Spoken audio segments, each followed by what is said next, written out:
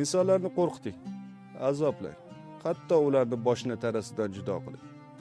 Siz ularni qo'rqitib, azoblab, har qanday holatga solib boshqarsangiz bo'ladi.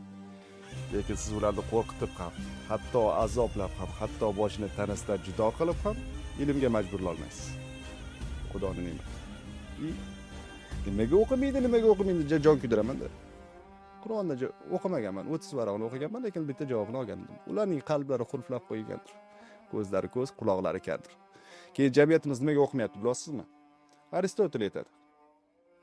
O'quv ta'lim markazlarining oldilarida ko'ngilochar markazlar bo'lishi mumkin emas. Institutdan chiqing. Oldida lavash. Maktabning oldida Counter Strike o'yinlari. Ko'ngilochar markazlar. Nima uchun? Ular ko'ngilochar markazlar insonlarni ilmnachar qilib yuboradi. Bu yerda diniy motiv yo'q. Bu shunchaki latifa xolos. Bittasi do'zaxga tushib qolibdi-da.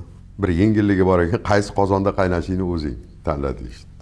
Bunda borsa bittasi hali qozon qaynab yotganimiz shu ustiga og'ir tosh botirib, ustiga toshlar qo'yib qo'yilganmish. Bu yerda kimlar bor debdi?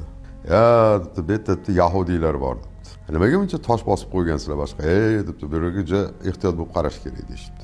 Bittasi chiqsa bo'ldi debdi. Qolgan tortoq tushib ketadi debdi. Ikkinchisi borsa qozon qaynab yotibdi, yarim ochiq ekan. Bu yerda kimlar bor? Bu yerda ruslar debdi. Qochib ketmaydim, chiqib ketmaydim. Sanchiq deb bir-biriga tashlab yotaveradi bular debdi. Uchinchisi borsa, uchinchi qozonning usti tamoman ochiq emish. Qozonda hali chuqurligi buncha baland emas emish.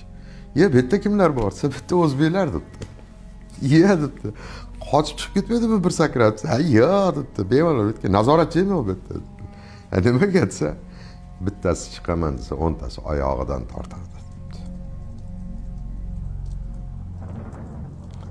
Ana shunaqa achchiq latifalar bor biz haqimizda.